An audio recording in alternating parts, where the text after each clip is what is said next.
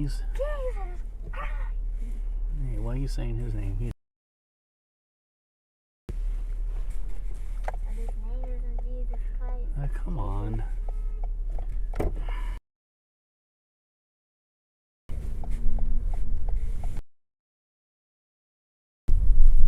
Internet connection is unstable.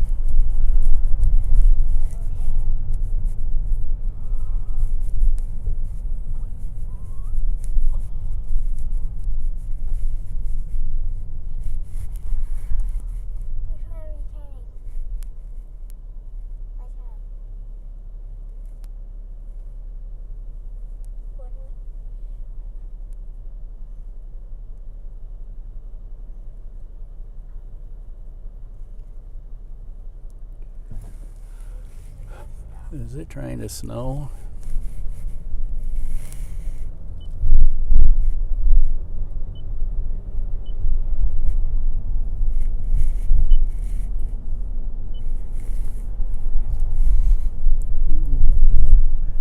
Nothing on the gator. No next eyes, no rain.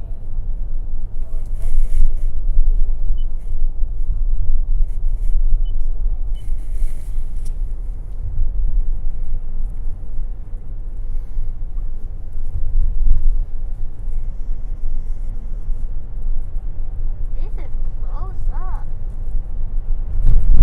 That's like a skyscraper. Oh, that thing is big. Oh, shoot.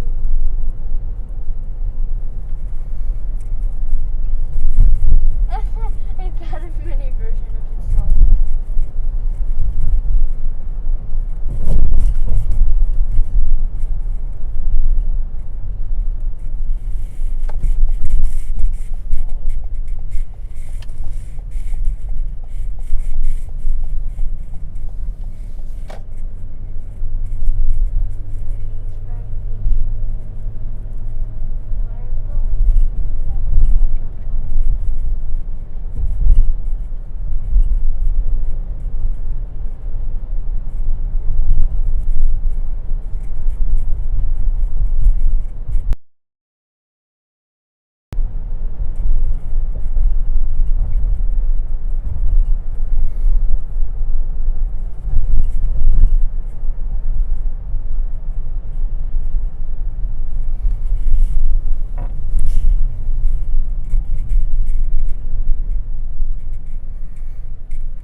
You need to have this car checked. Wow. It's making funny noises. No, you. Me what? I didn't do anything. No, you did. You farted. We don't talk about that in public. Do this. We're not in public. We're in the car. Oh, wait. No. Mm-hmm.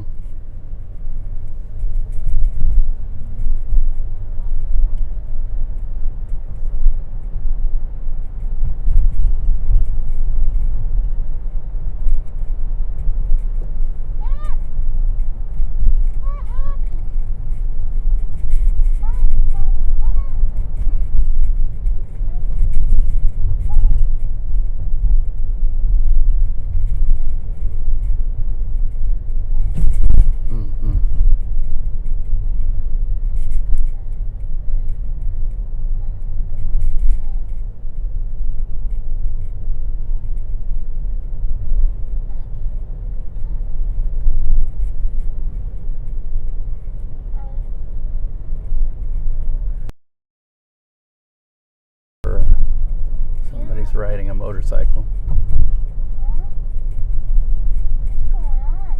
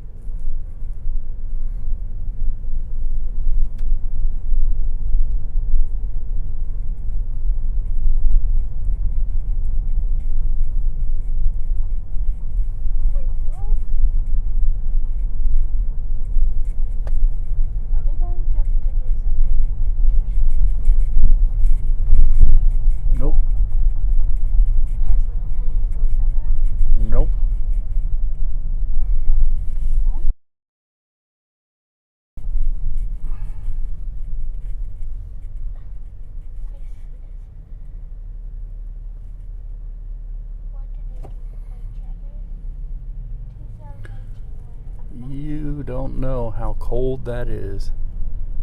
What? Riding that motorcycle.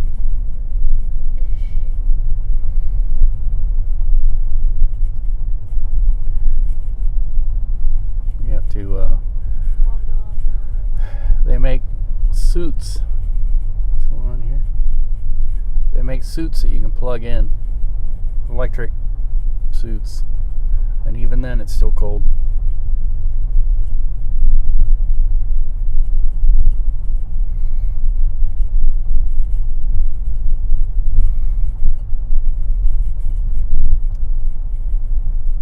Why do people or ride motorcycles during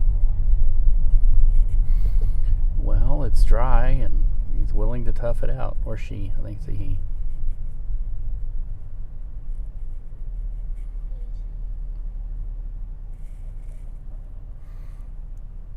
I don't see any wires.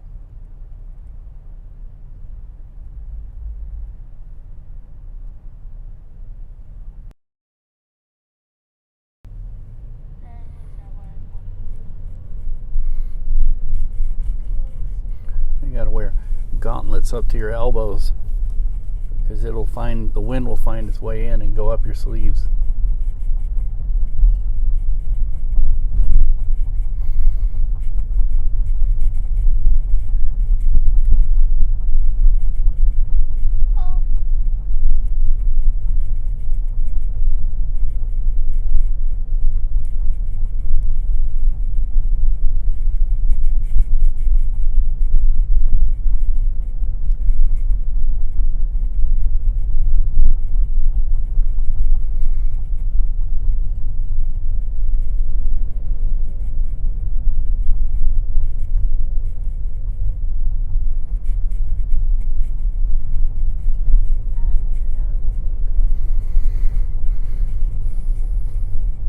You seen that one guy that's always serving in the church? He's missing an arm and a leg. He's all messed up. That was a motorcycle accident that did that. What's going on?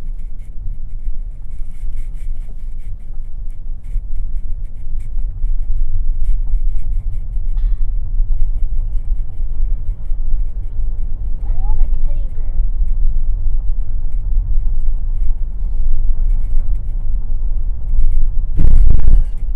Oh, the wind is really blowing. You can tell there's a bunch of flags going. Imagine there's a Ghostbusters. If I didn't know any better, I'd say we're fixing to get some winter weather.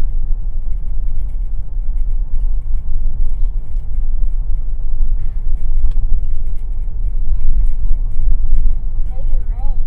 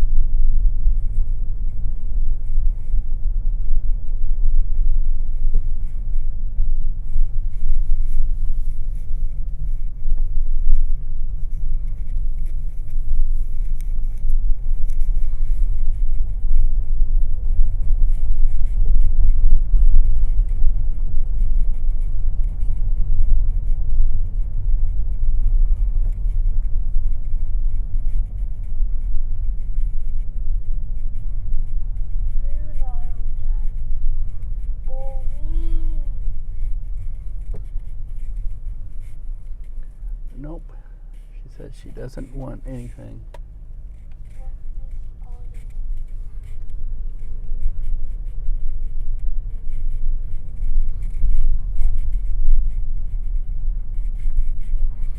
Even though we're going right past Vietnoob. What?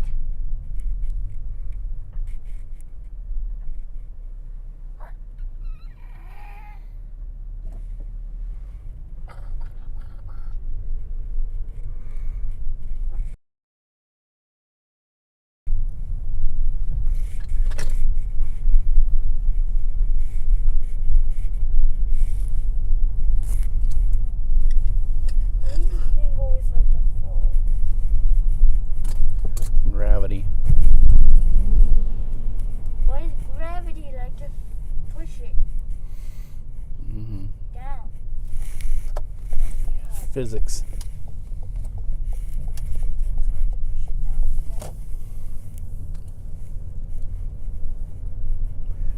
Which way is down?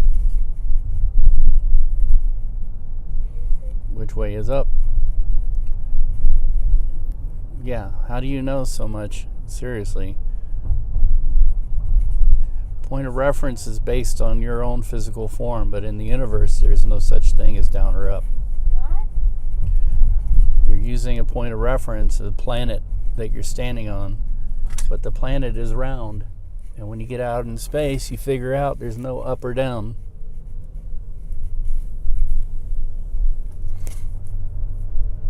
Theoretically, there's a center to the universe, and the universe is expanding from the. But then what's to say that this is the only universe?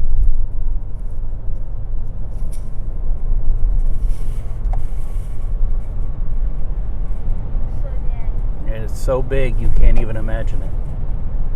Or maybe from your point of reference, compared to the universe, is that you're so tiny the universe can't imagine it.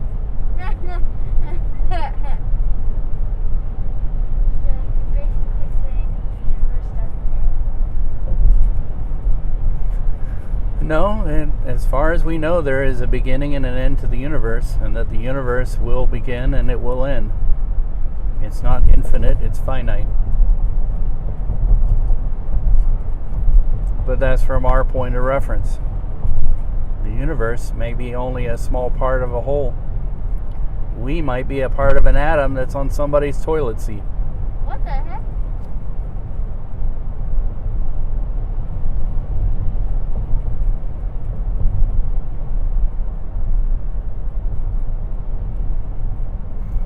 We don't know.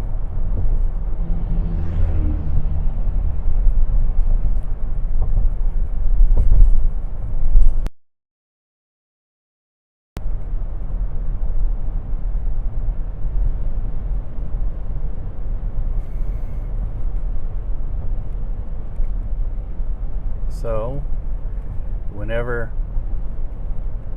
see people use references to position, they don't use like forwards or backwards or side, left side, right side, because that's relative to everything else. Your left is somebody else's right, depending on the direction they're going and the direction you're going. The more precise terms are the bow, the stern, starboard. What's the other one?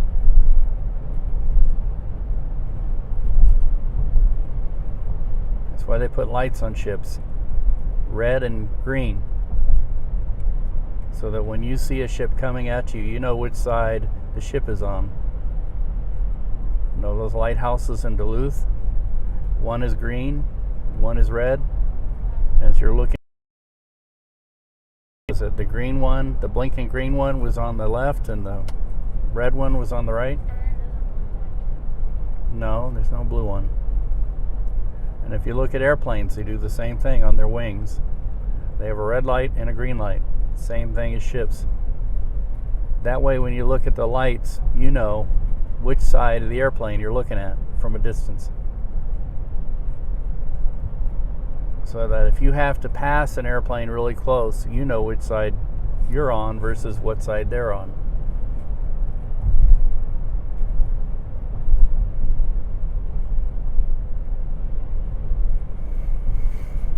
In the 1950s, two ships collided because of the fog. The Andrea Doria and, what was the name? The Stockholm, I think. And one of the two ships didn't follow the proper safety procedures. These lights I'm talking about, red and green, they're called navigation lights.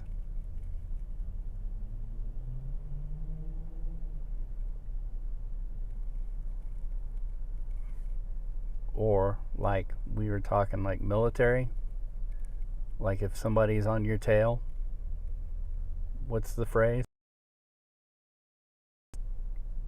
Check your 6, like a clock. So you know if I say there's something at your 6 o'clock you need to be aware of, you know to look right behind you. Or if I say 12 o'clock, you're looking forward.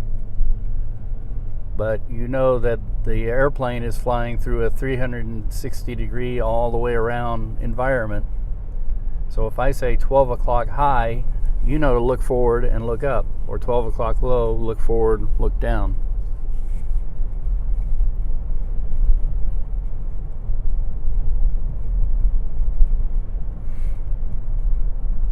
That way, if you have gunners on your bomber and you say 6 o'clock low, the tail gunner knows to point the gun down. Messerschmitt 109, 12 low. Da, da, da, da, da, da.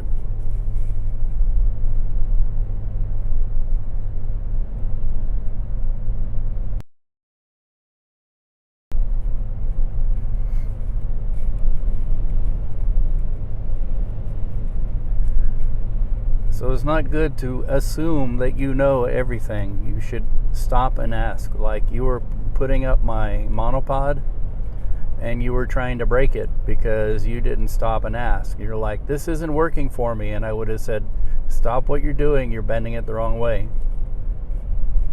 I appreciate the help, but you have to learn to stop and ask. If you don't know something, don't assume you do and then go ahead and force it, or you're going to break something. Always.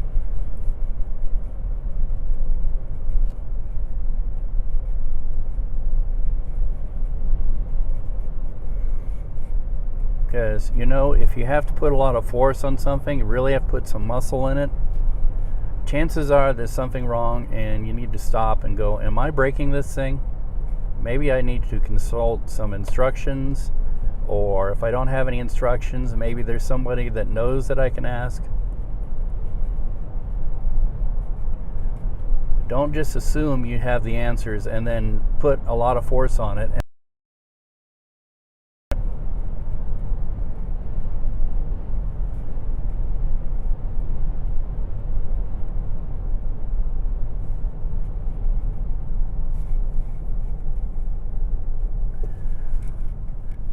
That's a part of learning, a part of growing up, is learning when you need to stop and ask.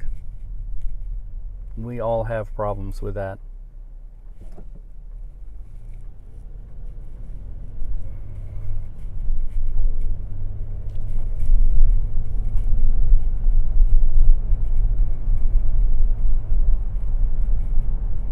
And the other part of that is when somebody's showing you something, you have to pay attention and try and remember how to do it.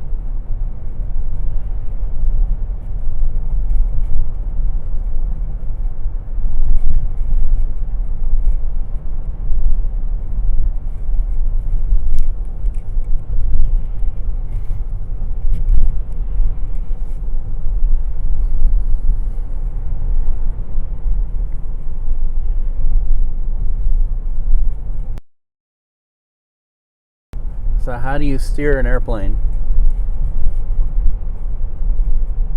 Demonstrate how you steer an airplane. Zach, show me how you steer an airplane. You don't know how? No. Well, how am I steering a car? Yeah, show me how you do it. Yeah, but that's called a yoke. It's not called a wheel in an airplane. And that's only half of steering an airplane. You know what the other half is? You use your feet.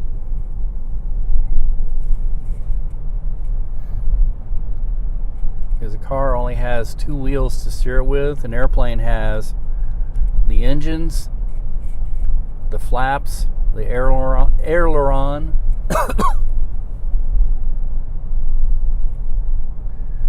So if you're flying an airplane, you could be cranking the yoke all the way this way and the airplane would still be going straight because of the wind. Oh, and I forget, another way of steering an airplane is through thrust. So you have 1, 2, or 4 engines. Some airplanes have 3 engines. Each engine has a little lever. There's a little gauge up on your in the cockpit tells you how much power each engine is producing. And if you're flying along and your airplane is this way, but you're still going straight, if you give your right engine more thrust, your left engine left thrust, you can turn the airplane this way just by using the engines. As a matter of fact, there have been instances where the controls have failed. The yoke is not working, the rudders are not working, which are your feet controls. So the pilots have had to use engine thrust only to control the direction, and they brought the airplane safely down just by using engine thrust.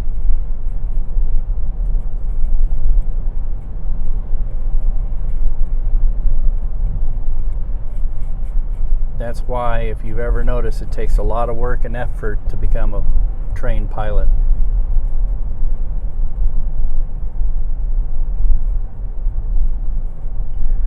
Ships use rudder.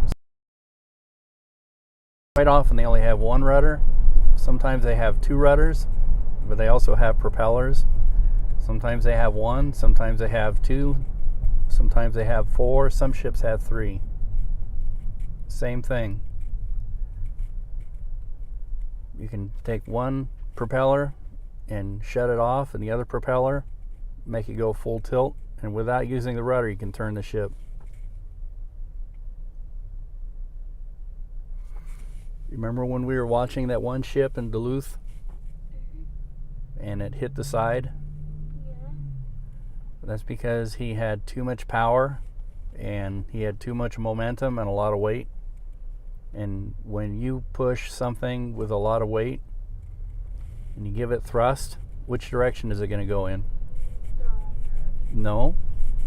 What's the wrong direction? It's going to go in whatever direction you point it. That's physics. You're going to keep going straight unless something deflects you.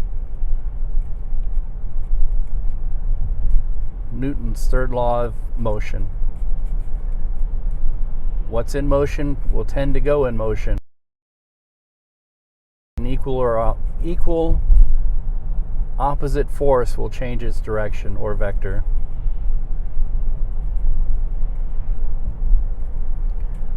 So we're going straight, but if a Mack truck all of a sudden hits us in the side, we'll go that way.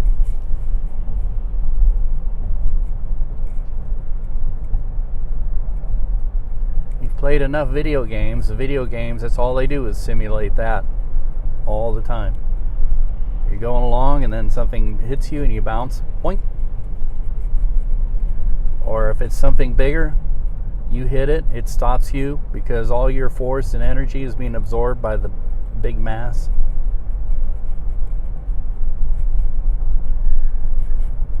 So the pilot of that ship gave it too much thrust and didn't guess the currents very well, and so he ended up hitting the wall, and the wall absorbed his energy and stopped him. Actually, he threw his engines in emergency reverse and he didn't really hit the wall very hard. He didn't damage his ship or the wall.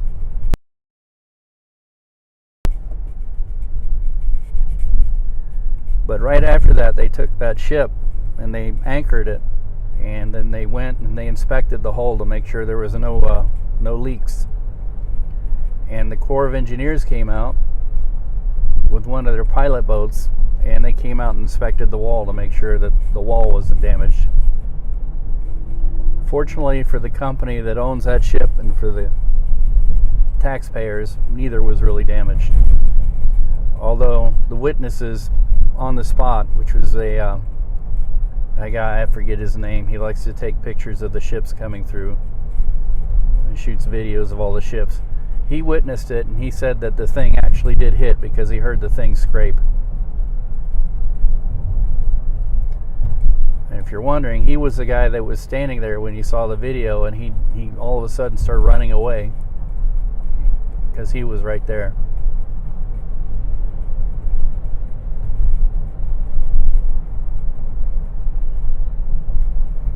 And unfortunately for the pilot or the captain of that ship, they're probably no longer a pilot or a captain of that ship.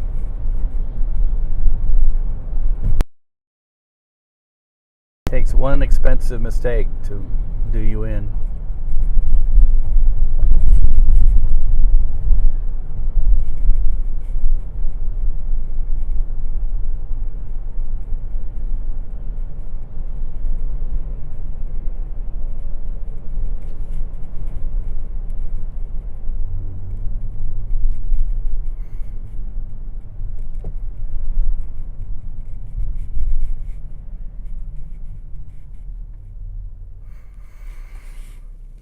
And for every incident like that, there's an investigation. In that case, it was probably the U.S. Army Corps of Engineers and the United States Coast Guard came in, did an investigation, and they probably assigned blame to whoever was in charge at the time.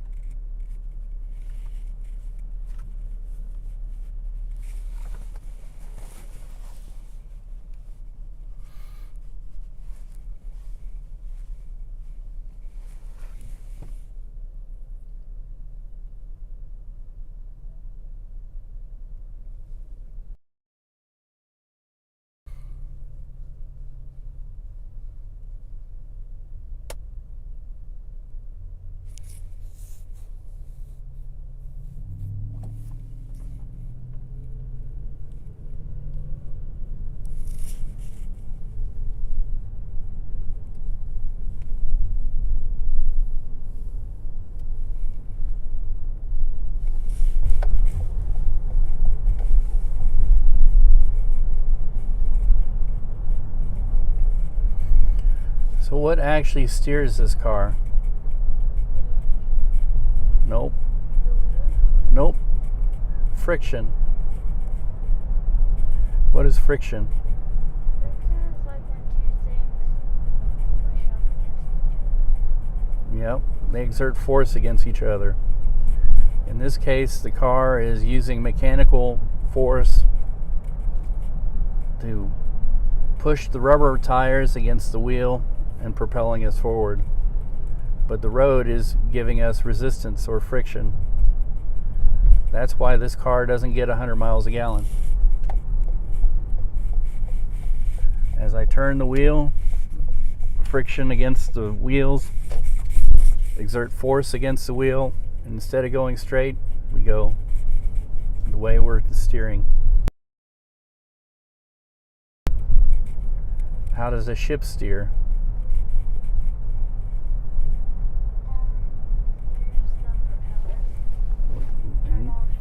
Generally use the rudder. You turn the wheel in the pilot house, turns the rudder, water hits the rudder, deflects off, causes the back of the ship to go. It's friction of the water against the rudder. So what makes the ship go? The engine, mechanical, spins the propellers. Propellers chop through the water and causes the water to spin, gives it thrust. That's friction.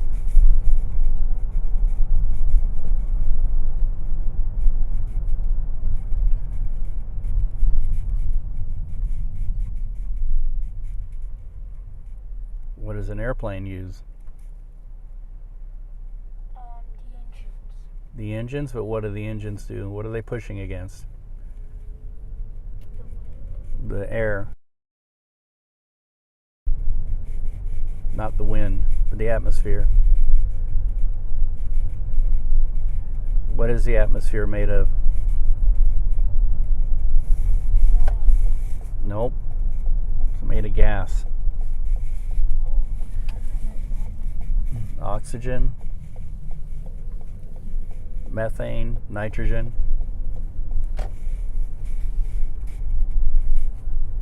Even H2O, droplets of water.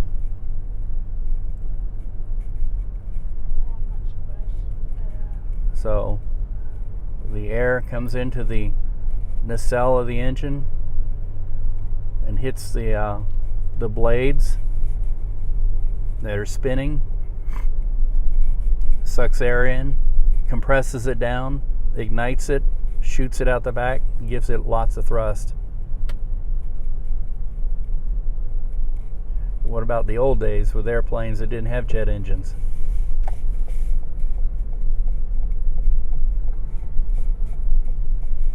They would go with Propeller.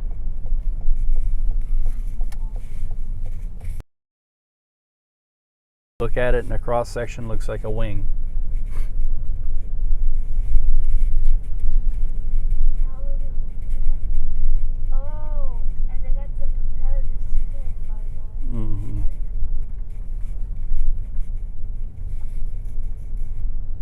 Which is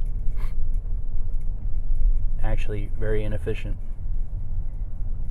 Or was it inefficient? No, because it's a propeller chopping through the wind. It's going against friction. It's chopping through the air. That's why propeller-driven airplanes are not as fast as jets.